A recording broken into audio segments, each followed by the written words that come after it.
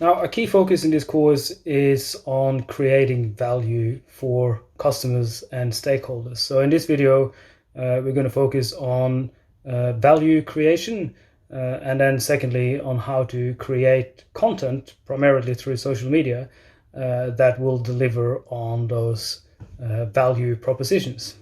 Now, I like this rather sort of simplified explanation of the core function of a business model. So first and foremost, you need to articulate the value proposition, and from there, identify the target segment. Who are you going to target with your value proposition, and then define the structure of the chain of value as it's exchanged through it. Estimate the cost of the structure and the potential profit coming from it, and then describe the position of the firm with the value network, linking together your suppliers and the consumers, and from that you then formulate a competitive strategy, how you will be competitive in that or in whatever environment that you're in. Now, we can look at this in an even simpler form, actually, in terms of the value proposition. So you have target customers. They have needs. So there's needs and wants that the consumers have, and from that you have a value proposition for them. And that, of course, presupposes that you have the capabilities to deliver on that. So you need to make sure that you actually have the goods in stock that can satisfy those needs, so that you have the capabilities to enable the value proposition as you put forward to your target customers, that will then in turn at the end produce value for the target customers. And as you can see, then this will then go around and around, and there is really it doesn't matter if this is a huge multinational or a small business or just one person.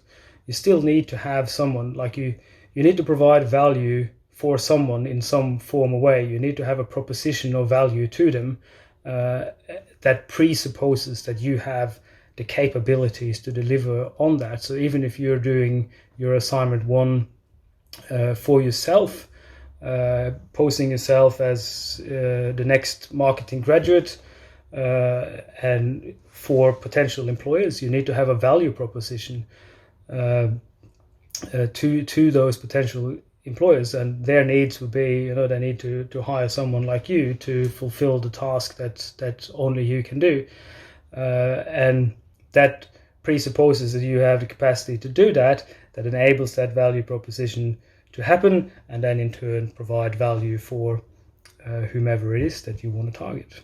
Now, why do I keep talking about value so much, and why do I keep hampering on this concept so much as I do? Now, it's because value is extremely important, especially in a digital space, because the internet consumer is accustomed to get everything for free. That is exactly why we have a situation these days where big tech is being pressured by governments around the world in terms of the way that they serve up news on their platforms, is because consumers, we insist. It's like, no, I don't want to pay a subscription fee. I want news is supposed to be free. It's the internet. I get shit for free. That's what we're used to, and that's what we expect. So to be able to provide value for the consumer in such a space is extremely important.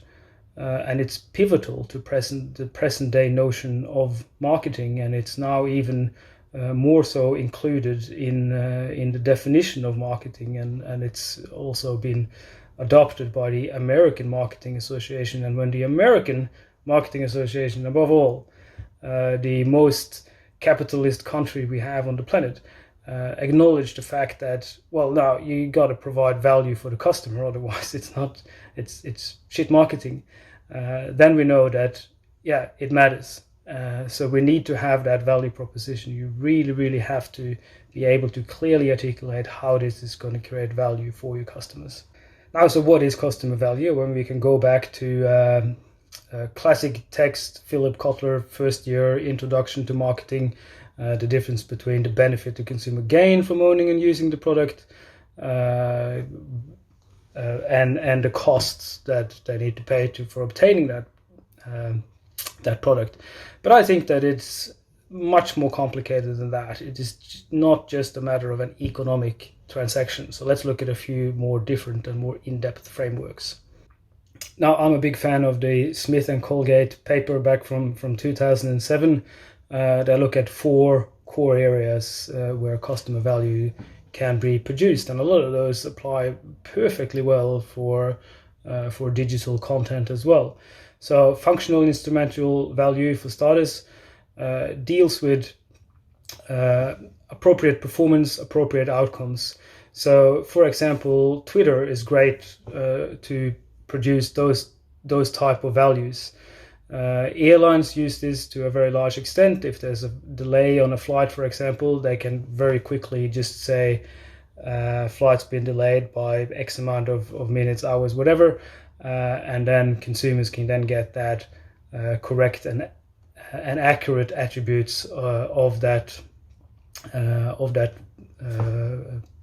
service immediately. Hedonic or experiential value has to do more with emotional and sensory experiences of using a product, so that, which is why I have my Pinarello pink bike up on the slide there, because if you're into bike riding, riding a Pinarello is it's like driving a Ferrari. You know, it's Italian, and it gives you that emotional sensory pressure just from pleasure from owning and using that product. It could also give you a symbolic and an expressive way of value, and I think my Pinarello bike does its service in that area as well, because for other people around that are also bike riders, it gives that level of, you know, self-identity, self-worth, and it's a social expression. It's like, oh, I'm riding a Pinarello. It's like I'm driving a Ferrari. It's that kind of thing. So people that are into the same thing, they will see that, and they will, and as such, you have that sort of expressive level of value on there, which can easily be translated into social media as well, which is part of the reason why content is shared. It's because people identify with something, they share it to their friends because that makes them look better, and so forth. Now, cost sacrifice value goes back to the old definition as we had on the previous slide by Philip Kotler. It has to do with the purely economic aspect of paying less for or what you pay compared to what you get from it. All right, so let's move on to content marketing in more specifically. So how do you create value using social media? Well, you need a content marketing strategy.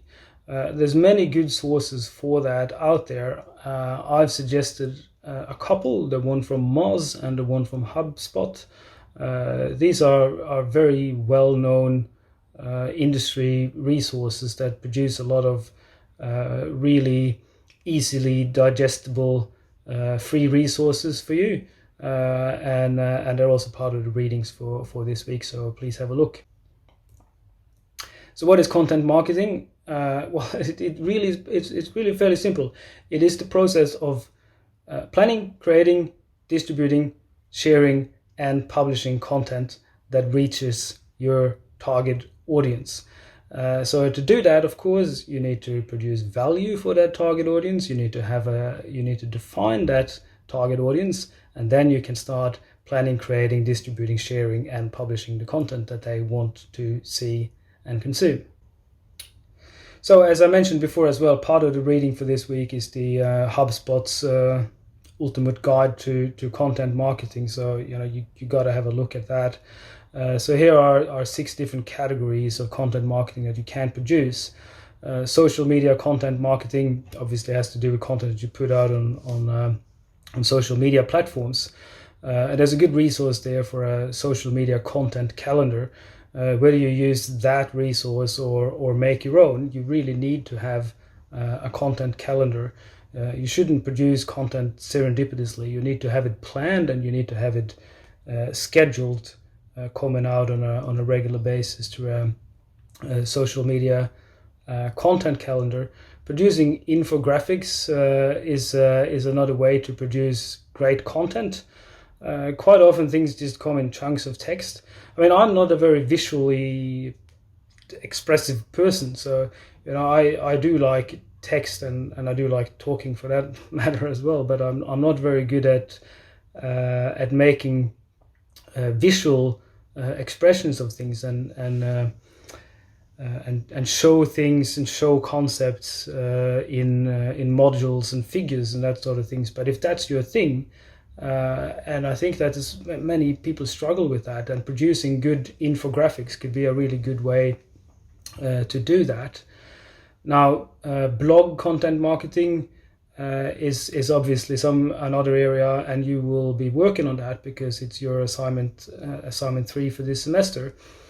And blogs are really powerful for inbound content because in a blog you can produce a lot of important information that is not directly related to the products that you sell or to your business, but more helpful to consumers that are interested in that product categories and so forth. And podcasts is another area that is becoming increasingly important. And research shows that about 37% of adults in America, I don't know the stats for Australia, but perhaps you can write about that in your blog post. But 30% of Americans are listening to podcasts on a regular basis. And the thing with podcast is that you have a very captivated audience. Because people often do listen to it in their car and so forth, so they're not actually doing anything else but listening to what you have to say. So it's a really powerful way to produce content. Now, to sum up this video, we got to think about how to put your content marketing into a coherent strategy. So first of all, and there's other videos we talk more about that as well, you need to set SMART goals. So your goals need to be specific, they need to be measurable, so you need to have a way to actually measure those goals. They need to be assignable, which means that you need to clearly articulate who's going to do this, when, how, what, why, and so forth. And they need to be realistic so that they can actually be achieved within a time frame, so they need to be time related. So for your assignment 1, where you do draw up your digital marketing plan for your implementation for the rest of the semester, you need to make sure that your goals are SMART. And from your SMART goals, of course, then you need to determine your key performance criterias. So how you're going to actually measure these things, how you're going to make sure that there are clearly defined performance criteria for what you want to achieve. So you need to choose your content channel. So based on the different types of social media that we've discussed in this and the previous video, choose a channel that will deliver on the strategy and on the goals that you have, and then you need to decide further on of the type of content. Written content, is it video content, is it images, and so forth. And from there you can set a budget. Now the budget may be related to cents and dollars. It may also be related to your time, especially if you're doing this as setting up a business on your own for yourself, where you are the brand. Then you may not have any cents and dollars to spend on it. Have a good read and study of the Ultimate Guide to Content Marketing that's posted for this week's content, and come to the workshop, and we will discuss with you in further detail about your ideas and your thoughts and how you can realize your awesomeness and produce a kick-ass, awesome strategic digital marketing plan that you will implement and do this semester. Looking forward to discuss.